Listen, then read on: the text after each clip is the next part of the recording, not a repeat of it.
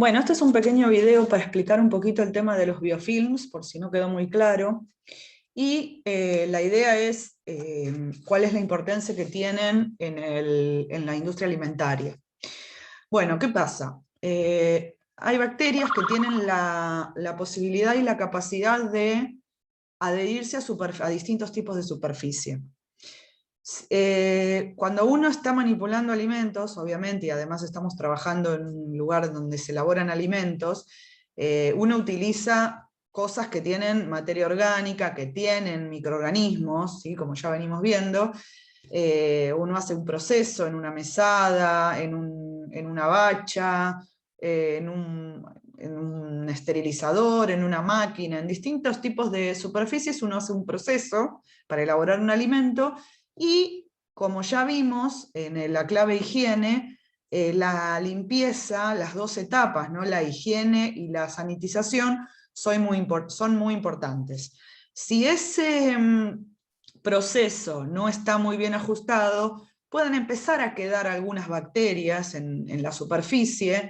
Algunos tipos de bacterias, ahora vamos a ver, no todas tienen la capacidad de adherencia. Las que sí tienen la capacidad de adherirse quedan en esa superficie, tienen un mecanismo en el cual las bacterias se pueden empezar a comunicar entre sí, y al hacer esa comunicación, que es una forma de resistencia, una que vimos era la formación de esporas, que esa era de manera individual, pero esta es una forma de resistencia grupal. Tienen la posibilidad de enviarse sustancias que se comunican entre sí, y al empezar a enviar esas sustancias empiezan a formar como una red, ¿sí? Empiezan a formar como una red con distintos elementos. Se van además uniendo bacterias de distintas especies, no necesariamente es de una especie, por eso ahí en el dibujito se puede ver que están representadas las bacterias con distintos colores y distintas formas, eso quiere decir que son distintos tipos de bacteria. Esas bacterias, además con sustancias del medio ambiente, van formando como esta red y empiezan a multiplicarse dentro de esta red. Forman como distintos, se llaman polímeros, ¿sí? Que son la unión de distintas sustancias, y lo que hacen es vivir en ese lugar, reproduciéndose. Pueden bajar su metabolismo, es decir, que con menos nutrientes, con menos nutrientes pueden seguir manteniéndose vivas y multiplicándose, y desde ese lugar en el que están formados, esto no se ve a nivel, no es que lo vemos en una mesada, esto es todo microscópico, es una capa microscópica, desde ahí siguen desprendiendo bacterias hacia el alimento o lo que sea que circule por ahí. Entonces eso es un biofilm, es esa capa que se forma de bacterias y de otras sustancias en las cuales las bacterias sobreviven y se mantienen en esa superficie, estando a disposición de ir a parar a un alimento. Así que esto sería como una forma de resistencia, de supervivencia de las bacterias. Como ven, siempre son más inteligentes que nosotros. Eso es así. Por eso nos sobreviven. Entonces, a ver, se me fue.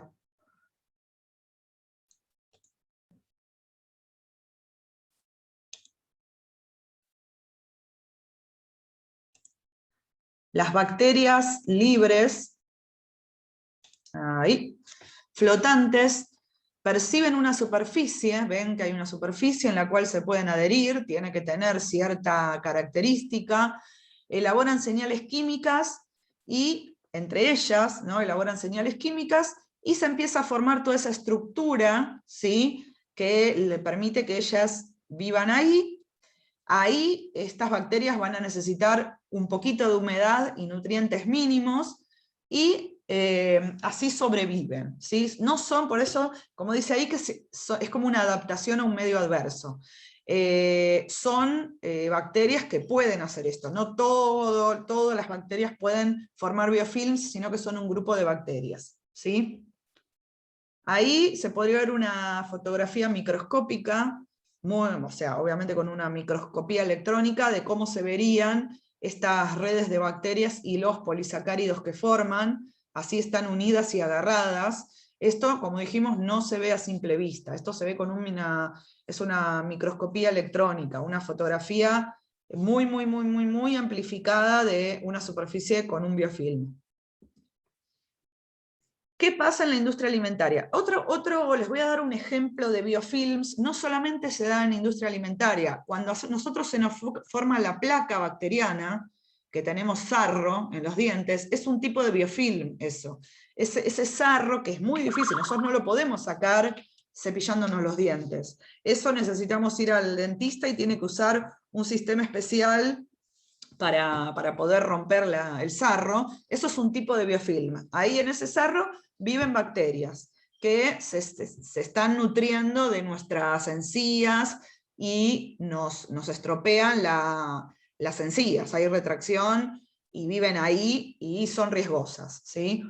Entonces hay que eliminarlo, el sarro, la placa bacteriana. Bueno, esto es algo similar, pero en una mesada, en un tubo por donde pasa un alimento. En varias industrias es un problema que puede ser bastante grave. Puede producir, obviamente, intoxicaciones e infecciones alimentarias, porque el alimento que pasa por ahí se contamina con bacterias.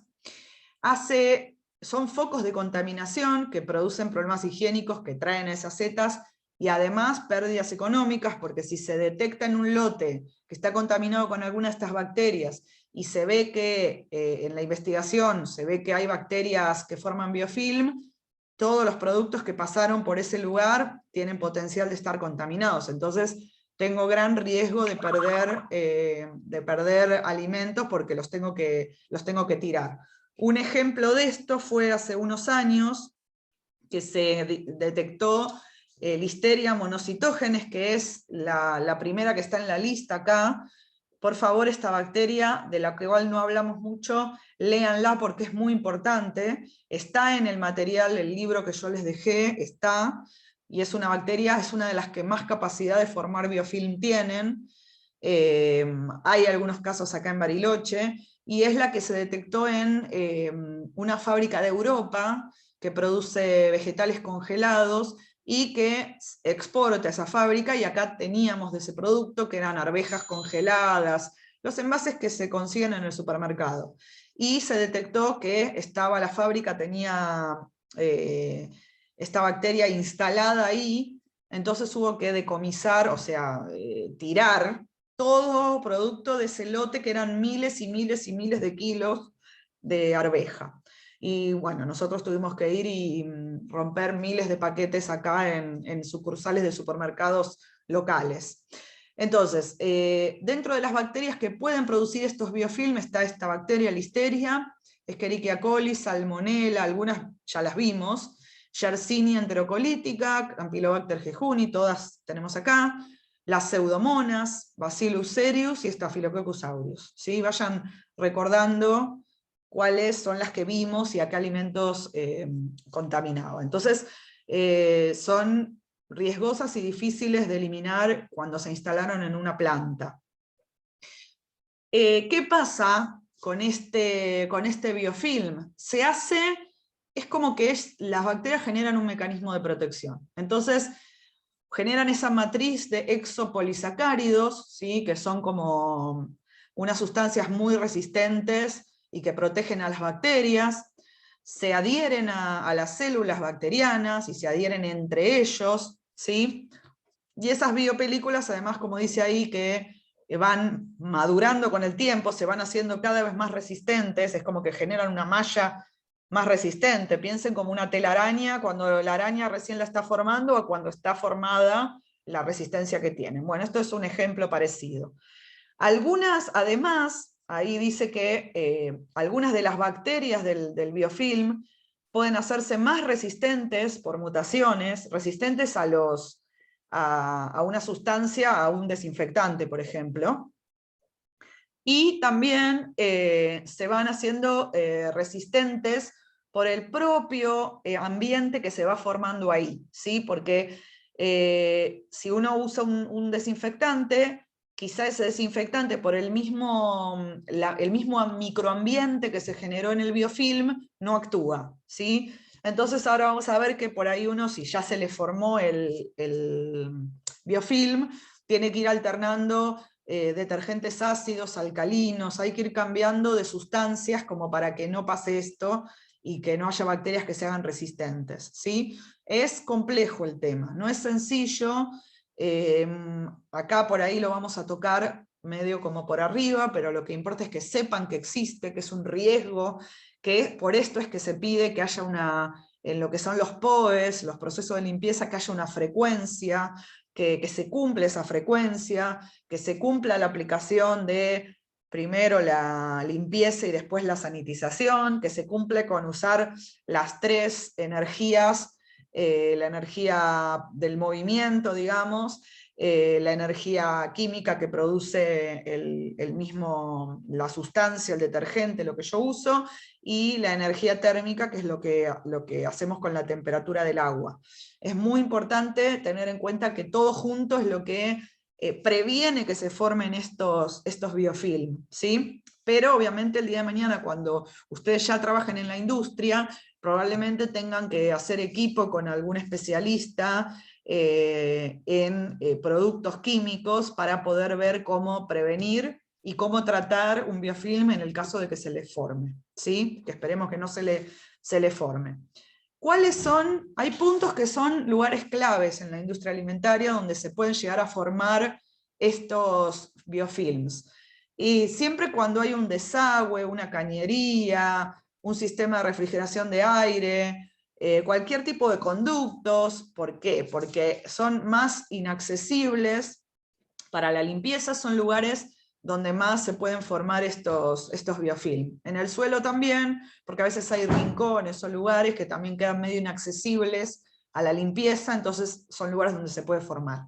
No quiere decir que no se pueda formar en una mesada, también se puede formar en una mesada, pero es muy lugares donde se ha producido mucho este problema es en cañerías, por ejemplo en fábricas donde producen chacinados, donde hacen chorizos. Si ustedes se ponen a buscar, en donde hacen salames, todo ese tipo de productos que por ahí tienen una cañería, se les ha formado biofilm, entonces todo el material para hacer un chorizo, por ejemplo, que sale por esa máquina circular, sale contaminado. Y ha sido fuente de decomisos de fábricas grandes e importantes de Argentina. También en una fábrica de helados, ¿sí? Todo lo que es la maquinaria donde se hacen los helados, que ya después lo vamos a ver, también son lugares propensos a donde se acumulen estas bacterias y se forme este biofilm. Acá nos ha pasado, hemos tomado muestras con hisopo de la parte circular de las salidas de la máquina de helado, donde está la rosca, y hemos encontrado ahí variedad de bacterias y hongos que se habían acumulado en un biofilm. Y la superficie, como dice ahí, puede ser sobre plástico, sobre metal, e incluso sobre el acero inoxidable. Si bien cuanto más porosa es la superficie y más rugosa es, más posibilidad tiene de engancharse las bacterias que cuanto más lisa sea, ¿sí? O sea, no es que hay un riesgo cero en el acero inoxidable, si yo no lo limpié bien, puede ocurrir, y sobre todo ahí donde les digo, donde hay ranuras por ahí en donde se enrosca una cañería, ¿sí? Ahí son como ejemplos. Esto no es que se vea así el biofilm a simple vista, sino que son ejemplos de lugares que quedan sucios, por ahí no se limpian bien, y es donde más se pueden producir estos biofilm. Porque yo después, esto quedó sucio un tiempo, yo después saco la suciedad visible, pero por ahí no veo que ya se formó este biofilm. Entonces son lugares en una fábrica que yo le tengo que prestar mucha atención a los procesos de limpieza y sanitización. Bueno, para prevenir que se formen biofilm hay que mantener las superficies de contacto directo con los alimentos lo más lisas posibles para no ayudar a la fijación, o sea, todo lo que las superficies, como dice el Código Alimentario, y por eso lo pide, tienen que ser lisas, no porosas, fáciles de limpiar, de color claro. Todo eso me ayuda a yo ver cómo hago los procesos de limpieza y además que no se fijen estos biofilm. Hacer un restregado manual exhaustivo y uniforme de la superficie de contacto con alimentos y las de no contacto directo también. Cuando hablamos de superficie de contacto, piensen una cañería, es una superficie de contacto directo porque por ahí pasa el alimento, ¿sí? Esto que estábamos hablando de la heladería, o el caño por donde pasa la mezcla para hacer un chorizo. Esa es la superficie en contacto directo, ¿sí? Puede ser eso, puede ser una mesada, puede ser cualquier superficie en la que yo apoyo el alimento directamente, o pasa el alimento directamente, y eso es dos cosas. Donde más puede ir quedando materia orgánica o bacterias que vienen con el alimento, y donde después va a pasar el nuevo alimento y se va a contaminar con eso que quedó ahí formado, ese biofilm. Entonces hay que usar las tres energías a conciencia, con un protocolo establecido de tiempo y cumplirlo, ¿sí? Y ahí dice también que se pueden programar limpiezas ácidas alternadas con alcalinas, pero esto siempre viendo qué superficies son, según qué detergente se puede usar según la superficie. ¿Sí? Esto hay que ver, que uno puede ir cambiando para ir complementando distintos tipos de detergentes de limpieza, pero para esto hay que ver si donde yo lo voy a aplicar es adecuado o no. Entonces, la recomendación más importante es que se cumplan los procesos de limpieza adecuadamente y de sanitización. Si después se me instaló un biofilm, el trabajo que voy a tener que hacer es otro, ¿sí? Voy a tener que usar otro tipo, si se detecta en una fábrica, voy a tener que usar otro tipo de elementos. Hay tratamientos enzimáticos, que las enzimas, que nosotros, por ejemplo, tenemos en el cuerpo enzimas que son las que están en nuestra panza, por ejemplo, que sirven para descomponer los alimentos, ¿sí? Por ejemplo, las lipasas, que son las que rompen los lípidos, las grasas. Hay distintos tipos de enzimas, ¿sí? Piensen siempre, la enzima es una sustancia, una proteína que sirve para romper, por ejemplo, en pedazos más chiquitos otras cosas. Hay otro tipo de enzimas que no es para eso, pero en este caso, esas sustancias enzimáticas sirven para romper esa estructura del biofilm, ¿sí? Entonces, con esas sustancias especiales, uno permite que el biofilm se rompa y que sustancias que maten a las bacterias puedan penetrar en ese biofilm y destruirlo. Es complejo el tema, espero que con este video los ayude a entender un poquito más sobre el tema de biofilm. Es un tema que lo que quiero es que conozcan que existe este riesgo, que es una cosa más. Siempre para mí es muy importante que entiendan el porqué de las cosas. No me sirve de nada a mí decirles, sí o sí el POE son las 5 preguntas que me tengo que hacer porque es así. No, no es porque es así. Se pide que, o sea, después de estudios, distintos tipos de estudios, de investigaciones, y con los años, uno lo que aprendió es que tiene que haber un esquema de limpieza para evitar estos riesgos, porque después puede salir mucho más caro, no solo en costos reales de lo que es perder producto, de tener que aplicar productos más caros, de tener que llamar a un especialista, y los costos de que alguien pueda llegar a tener una enfermedad, incluso morir por una de estas infecciones o intoxicaciones. Entonces, el proceso de limpieza que sea adecuado, que se haga en tiempo y forma, etcétera, es porque existen estos riesgos y para evitarlos, y disminuirlos o evitarlos. Entonces, ese es el porqué. Siempre me importa que sepan el porqué de las cosas.